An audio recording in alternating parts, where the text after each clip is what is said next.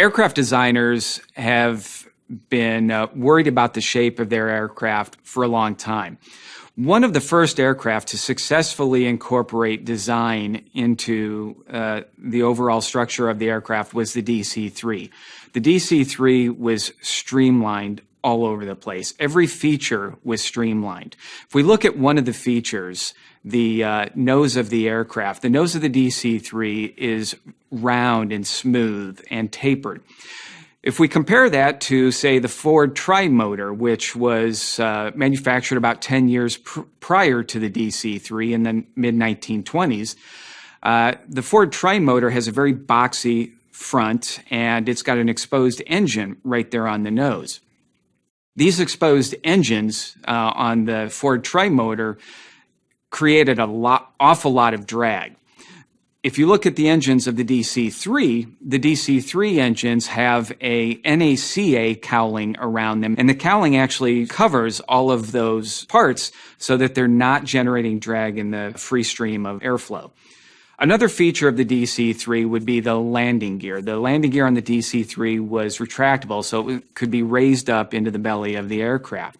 The Ford Tri-Motor, on the other hand, had a tricycle landing gear hanging down into the free-flowing air, and this generated an awful lot of drag, especially when it wasn't necessary during flight. Another feature of the aircrafts that can be compared would be the skin of the aircraft, the surface of the aircraft. The DC-3 is smooth and shiny all over. If we look at the Ford Tri-Motor is actually has a skin of corrugated metal. And this corrugated metal generates an awful lot of skin friction drag. In addition, the rivets on the Ford Tri-Motor are raised above the surface of the skin, whereas on the DC-3, they're flush with the skin, so they're not generating any additional drag. And finally, if we look at the wings of the aircraft, the length of the DC-3, the wing is incredibly long. It's got a high aspect ratio, so it's got a low induced drag or vortex drag, whereas the Ford Tri-Motor's wings are slightly shorter and have a higher induced drag. They generate more drag. But it wasn't the beauty of the DC-3 that made it so successful. It was successful because it was one of the first aircraft to take into consideration streamlining and reducing drag.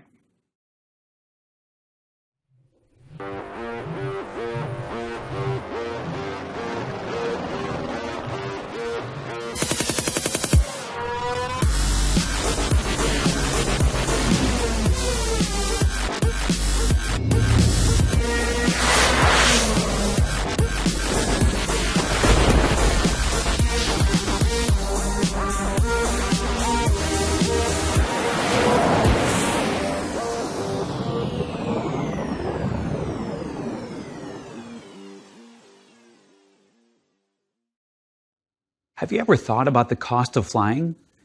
What is the single biggest factor that drives the cost of commercial aviation? You may be surprised to learn that the single largest expense the airlines incur is the cost of fuel. So you can imagine that airlines and aircraft manufacturers are keenly interested in reducing the fuel consumption of aircraft. Fuel consumption is directly related to the amount of thrust that the engines must produce. And as we saw in the first lecture, the thrust of the airplane must directly equal its drag when it is in cruising flight. So aerodynamic designers focus substantial energy on reducing drag. Drag is the necessary aerodynamic cost of moving a flight vehicle through the air. It's something that all aircraft have to fight against by providing thrust to overcome the drag. So if drag can be reduced in any way, we'll burn less fuel to fly the aircraft. Less fuel burn results in lower emissions, less environmental impact, and lower cost. Beyond the economics of flight, aerodynamic drag also has a huge impact on the maximum flight speed of an aircraft. The faster that the aircraft flies, the more the drag goes up. In fact, using the drag equation that we saw in the first lecture, the drag goes up with the square of velocity. So doubling the airspeed will increase the drag by a factor of 4. And since an aircraft has to supply enough thrust to overcome the drag under steady flight conditions, when airspeed doubles, the thrust required also goes up by a factor of 4. Now let's discuss some of the physical details of what causes aerodynamic drag. Let's think back to the example of driving down the road and extending your hand out the window of your car. When your hand is inclined at a slight angle to the oncoming flow, lift is generated and your hand goes up. Now think about the case where your hand is perpendicular to the flow. No lift is generated in this case, but you experience intense force on your hand, pushing it back. This force is drag. This drag force is a byproduct of simply moving an aircraft or any object through the air. We refer to this type of drag as parasitic, because you can think of the drag force as being along for the ride, like a parasite. Now, parasitic drag can be broken into two subcomponents: skin friction drag and pressure drag. Let's talk about each of these in a little detail. Pressure drag is just what it sounds like. It directly results from a difference in pressure acting on the aircraft in the direction of flight. As an aircraft moves through the air, there is a buildup of air molecules on the front surfaces of the aircraft, like the nose and the leading edge of the wing. And the pressure generated by these air molecules can be extremely substantial. Think about the palm of your hand facing into the wind while driving down the highway. The pressure on the front of your hand is fierce, but the pressure on the back of your hand is much lower. The pressure on the front surface is so high because of the stagnation condition on the leading edge. The Bernoulli equation tells us that there is a trade-off between velocity and pressure. If we follow a streamline from far ahead of the vehicle until it reaches the leading edge, the flow along that streamline must slow down until the airspeed reaches zero at the stagnation point. So as the air slows down along the streamline, the pressure must go up. This leads to the stagnation pressure being very high. This will typically be the highest pressure anywhere on the flight vehicle. In contrast to this, the pressure on the back side of the vehicle is much lower. Ideally, we would want the pressure to recover back up to as close to the stagnation pressure as possible, while still maintaining low pressure on the top of a lifting body, such as a wing. An aerodynamic designer tries to minimize pressure drag by getting the pressure on the back side of the vehicle to be as high as possible. But it turns out that there is only so much that a designer can do. As the pressure rises on the body as we move aft, the momentum of the flow decreases along that pressure gradient. Since air is driven from regions of high pressure to low pressure, it's only the momentum of the flow that keeps things moving in the downstream direction against this increasing pressure gradient. At some point, the pressure gradient will be too large, and the flow cannot recover to the high pressure value. What happens at this point is called flow separation, which is indicated by the departure of streamlines from the surface. If the momentum of the flow is not high enough to flow downstream against the rising pressure, then the flow will separate. Flow separation then causes the pressure to plateau and leads to an unsteady wake downstream of the separation point. Also, a very significant impact of flow separation is a loss of lift due to the failure of the streamlines to follow the curvature of the airfoil. When flow separation occurs near the leading edge of an airfoil, we refer to that condition as aerodynamic stall. Now, all aerodynamic bodies have flow separation at some point, but a careful designer will get separation to be as far downstream as possible, ideally at the trailing edge. This minimizes the width of the wake, which provides less surface area over which the relatively low pressure will act, which decreases the pressure drag. Bluff bodies, such as our hand facing forward into the flow, will have a separation where there's an abrupt change in the geometry, such as the edge of the hand. Or large SUV vehicles will inevitably have flow separation at the back end of the vehicle, creating a large region of low pressure that is imbalanced by the high pressure on the front of the vehicle, leading to high pressure drag. This is one of the main reasons that SUVs are so fuel inefficient. On the other hand, streamlined vehicles such as airplanes will maintain attached flow all the way to the trailing edge, resulting in higher pressure recovery. This gives much higher pressure at the rear end of the streamlined vehicle, such that the pressures on the front and back of the aircraft are close to balanced, which will reduce the pressure drag. This is the essence of streamlining, to reduce the pressure drag by allowing the flow to smoothly proceed to the trailing edge and recover to as high of a pressure as possible. Now, the other subcomponent of parasitic drag is called skin friction drag or viscous drag.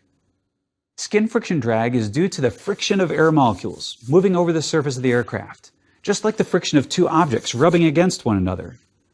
and the skin friction is related to the viscosity of air. Now, wait a minute. Viscous? How can air be viscous? How can there be friction between air and an aircraft? It may be tempting to think of viscous drag in the air as being negligible, since we really don't feel it on our body on a daily basis. However, this is a non-trivial source of drag for aircraft in flight. The high speeds and large size of an aircraft lead to substantial viscous drag forces. In fact, aircraft manufacturers invest incredible amounts of time, money, and effort on understanding and reducing viscous drag. Making even very small changes in the aerodynamic design of an aircraft can lead to dramatic fuel savings if those changes are able to reduce viscous drag. We can think of molasses, honey, or syrup as being thick or viscous. Indeed, the viscosity of these fluids is very high. Can you imagine trying to swim through a pool of molasses? Besides being incredibly messy, this would be extremely challenging. That's because the high viscosity of the molasses would result in a huge drag force against your body. The force would be so strong as to make it almost impossible to move. Although air is not nearly as viscous as molasses, the physics of fluid motion are the same. Air does have viscosity, and this leads to skin friction, which is a huge source of drag. Here's how it works. When air flows over a wing, the motion of the air molecules extremely close to the surface of the wing will be retarded due to friction forces. Just a little above the wing's surface, the air molecules are not affected by these friction forces. The region of the air that is impacted by viscosity is very small, a thin sheath of air that is impacted by friction.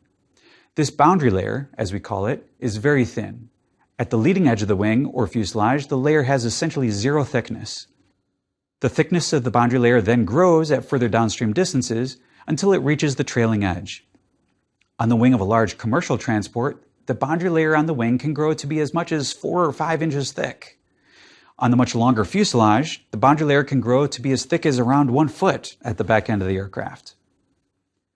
If we take a zoomed-in view of the boundary layer, we can plot the local velocity throughout the near wall region. At the surface of the wing or fuselage, the velocity within the wall is identically zero, which we refer to as the no-slip condition. At the surface, there can be no relative motion of the air against the surface due to friction. As we move up and away from the wall, the local velocity increases and asymptotically reaches a point where viscous effects from the wall diminish to zero. We define the boundary layer edge as the point at which velocity reaches its undisturbed value. The mechanism by which the presence of the wall is communicated to the surrounding air is viscosity. If viscosity is increased, then the thickness of the boundary layer increases. The action of the wall to slow down the air immediately adjacent to it within the boundary layer is a shearing action, which requires energy. This energy expenditure appears as viscous drag, and that drag must be overcome by thrust from the engines.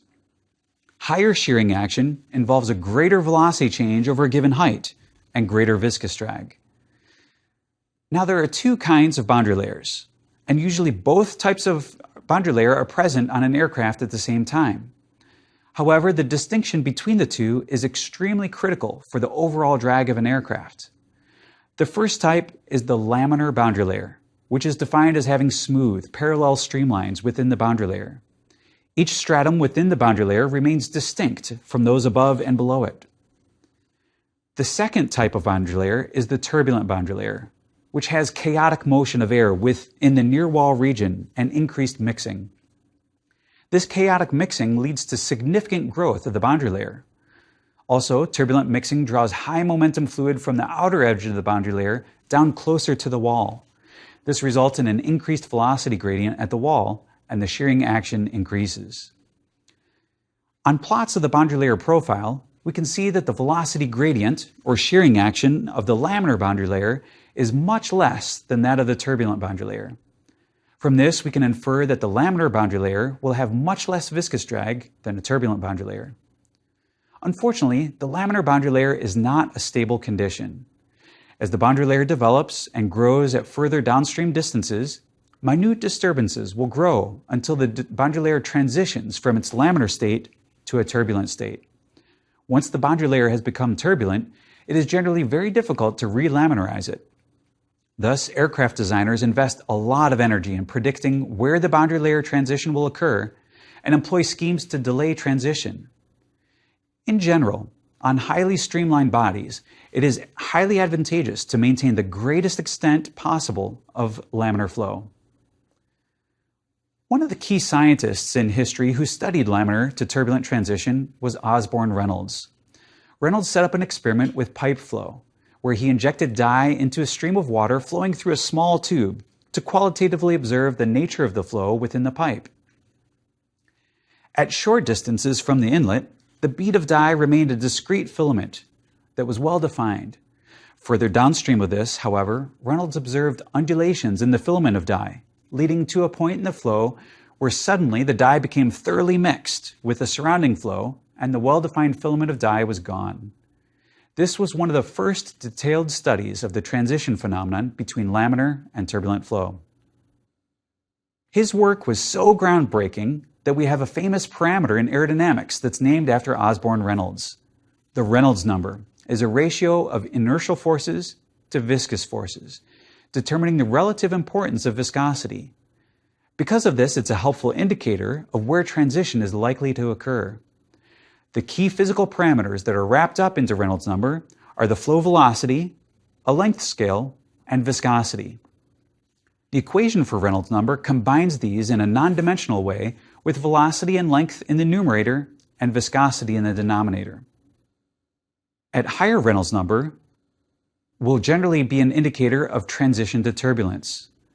Reynolds' early work measuring transition in pipe flow indicated a transition Reynolds number of about 2000.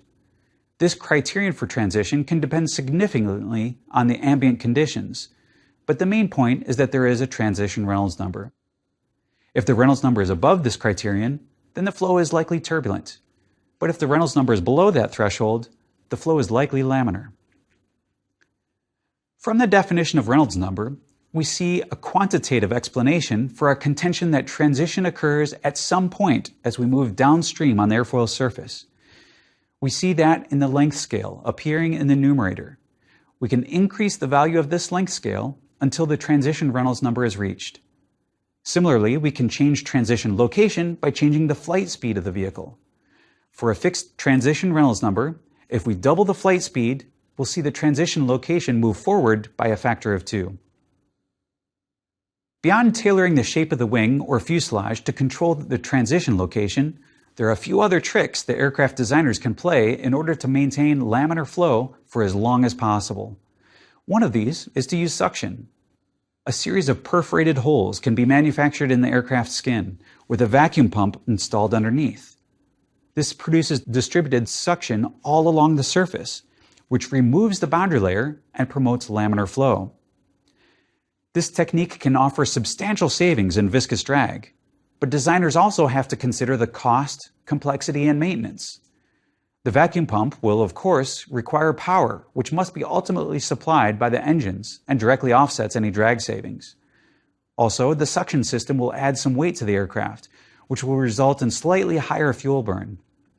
Finally, the suction holes are susceptible to clogging from insects or dust encountered in flight. Any clogged holes will reduce the system effectiveness. Despite these challenges, natural laminar flow control techniques have been implemented on commercial aircraft, such as the Boeing 787-9. Let's now pull together these ideas and see how the different types of drag here are at play. It turns out that the type of boundary layer, laminar or turbulent, will have an impact on not only the viscous drag, but also the pressure drag. Recall that viscous drag is due to the shearing action of air adjacent to the wall, with the laminar boundary layer having less shear than the turbulent boundary layer. And recall that pressure drag is due to a pressure difference on a body in the streamwise direction.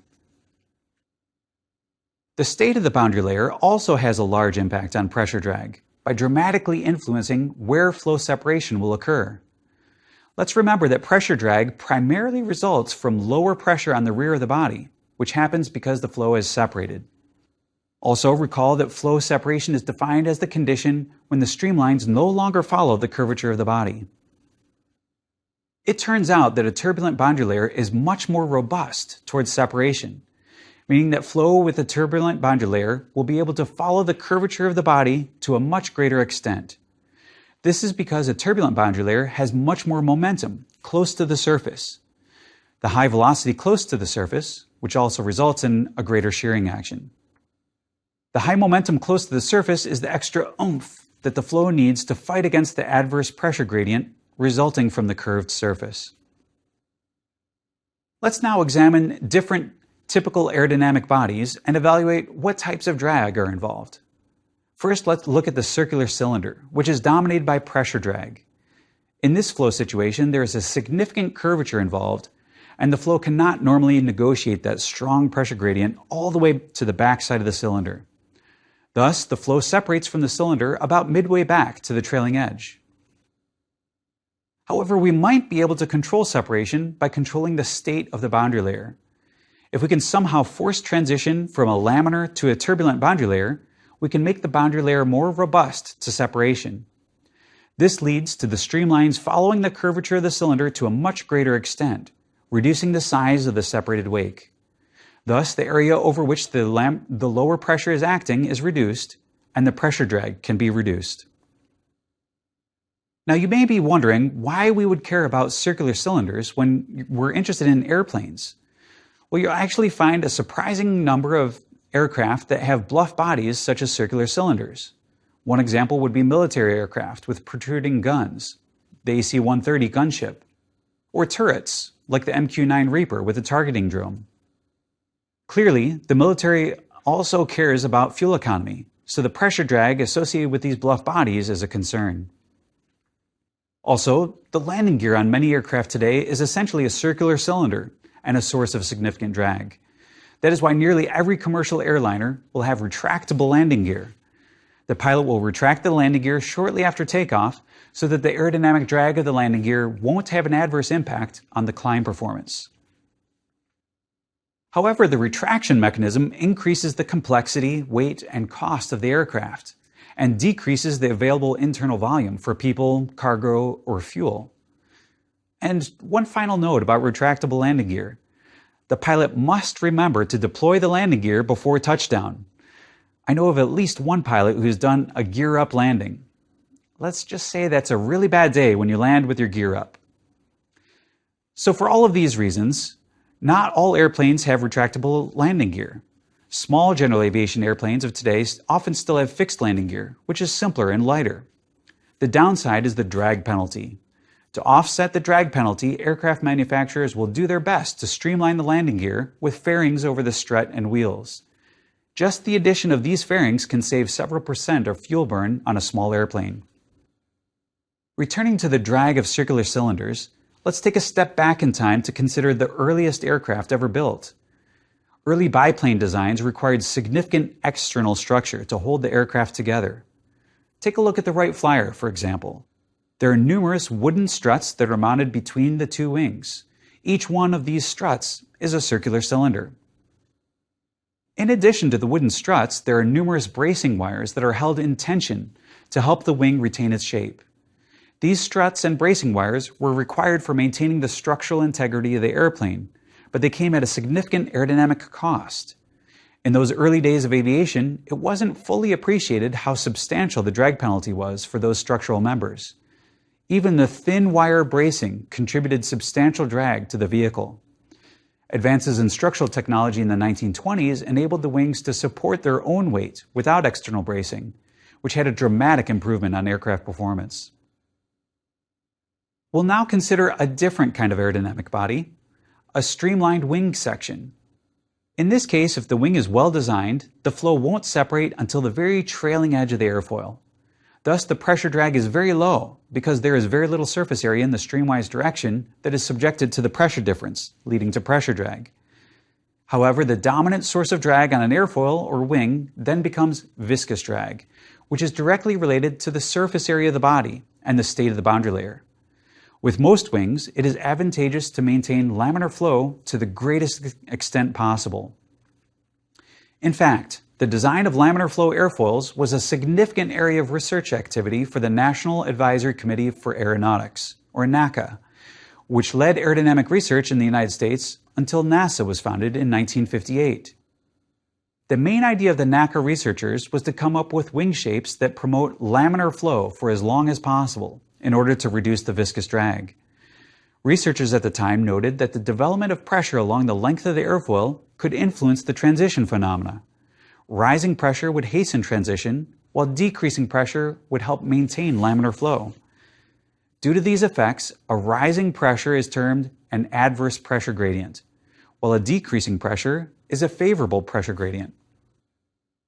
So the trick was to design an airfoil that could maintain a favorable pressure gradient, or decreasing pressure, for as long as possible on the airfoil surface, which would delay as long as possible the return to the free stream value.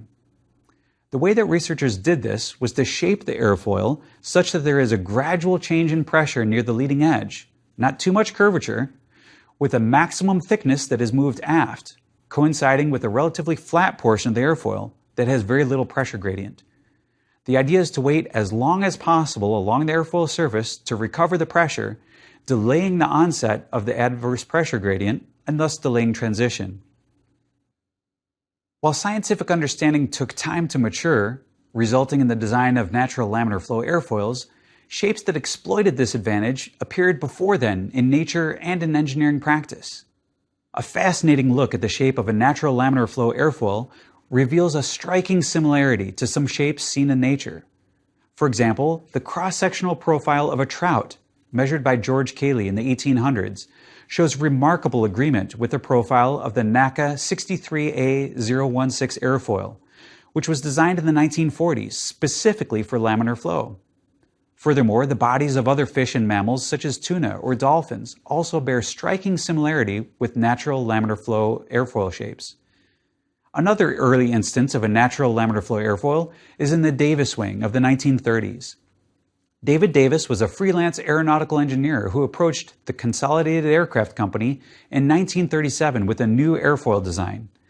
Davis claimed that his airfoil would have less drag than contemporary airfoils of the day. However, he didn't have the scientific understanding to back up his claim, just some intuitive guesswork. So engineering management at Consolidated were skeptical of the claims. They ended up getting a model of the airfoil tested in the Caltech wind tunnel, and surprisingly, after some debugging of the instrumentation, the results showed that Davis was right. Even though no one knew the reasons for the enhanced performance, the Davis airfoil was implemented on a new flying boat design, and ultimately on the B-24 Liberator, which saw extensive use during World War II. The reason for the drag benefit, found quite by accident, was that Davis's design delayed laminar turbulent transition by moving the point of maximum thickness further back. NACA and NASA's laminar flow work was significant due to the dramatic energy savings that resulted from extended regions of laminar flow. However, the drag benefit comes at a cost. Remember that a turbulent boundary layer is more resistant to separation than a laminar boundary layer. If we take one of these natural laminar flow airfoils that NASA developed and increase the angle of attack, we'll come close to the stall condition. If the boundary layer is laminar, it will be less resistant to separation, and the flow streamlines will depart from the curvature of the airfoil. It turns out that natural laminar flow airfoils tend to stall at a lower angle of attack, and they also stall more abruptly. Thus, pilots flying aircraft with natural laminar flow wing will experience the benefit of reduced fuel consumption, but will have reduced safety margin when operating close to stall at low speed on approach. Many accidents in small general aviation aircraft have resulted from loss of control. This is when stall occurs, most dangerously on only one wing, and the aircraft quickly spins out of control. There's another interesting trade-off between viscous drag and pressure drag that is readily apparent in everyday life. Have you ever wondered why a golf ball has dimples? Well, a completely smooth ball wouldn't fly very far because the drag would be so high. Moreover, it would be very hard to hit the ball in a straight line due to unsteady asymmetric changes in flow separation that force the ball in a chaotic manner. So how does this work aerodynamically? What is it that the dimples do? The dimpled surface creates extra disturbances that cause the boundary layer to transition earlier. The turbulent boundary layer is much more resistant to separation, so the flow stays attached much further back on the golf ball's surface. This produces a narrower wake, so the region of low pressure on the backside of the ball is decreased. This then decreases the pressure drag. I'm going to demonstrate that concept through a wind tunnel experiment. I've got two golf balls here. One is a traditional dimpled golf ball installed in the wind tunnel already, and I'm going to compare the drag characteristics of that golf ball with one that I've made smooth. I basically took some putty and filled in the dimples and sanded it down where it'd be nice and smooth. We might expect the smooth golf ball to have less drag, but let's find out. So I'll start up the wind tunnel and we'll observe how much the golf ball deflects due to the aerodynamic drag acting on the ball. So as I spool up the wind tunnel, you can see the golf ball deflecting backwards. Let's make a note of the location where the golf ball is. Okay. Now I'm going to install the smooth golf ball in the wind tunnel and we'll do the same thing.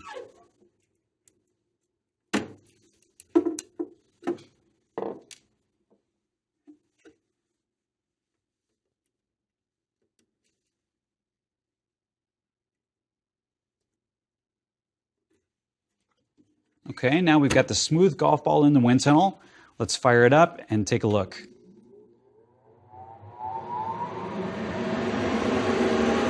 Look at how much further back the smooth golf ball is deflecting due to the higher drag, even though it's a smooth golf ball. Both types of drag are important for aircraft, and aircraft designers must be careful in how they apply technologies to reduce aerodynamic drag. And in our next lecture, we'll see how these concepts of lift and drag interact with one another in the design of efficient aircraft wings. Now, these same two types of drag, pressure drag, which dominated the golf ball, and viscous drag from the shearing of air, are at work on all aircraft. And on airplanes, there is also an interplay between these two. Let's now talk about how pressure drag and viscous drag work together on an airplane. Here we have a Cessna 172 wing with an array of vortex generators spanning across the span of the wing. The vortex generators help prevent flow separation. Now, flow separation is when the streamlines no longer follow the curvature of the wing. The vortex generator prevents separation by creating a vortex right here close to the surface. It's like a little tornado that extends along the chord of the wing. What that little tornado does is it draws high momentum fluid from away from the wing close to the wing's surface. That energizes the boundary layer and helps make it more robust towards separation. So where does drag fit into that? It reduces the pressure drag when you avoid separation. But the consequence of that is you now have higher viscous drag because of the high momentum fluid close to the wing's surface. So you have this trade-off. You're avoiding pressure drag, but you also add a little bit of viscous drag by having vortex generators on your wing. So we see that both pressure drag, where the flow is separated, and viscous drag, anywhere there is high shear on the skin of the aircraft, are both important.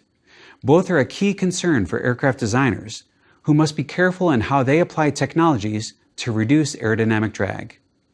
And in our next lecture, we'll see how these concepts of drag interact with lift in the design of efficient aircraft wings.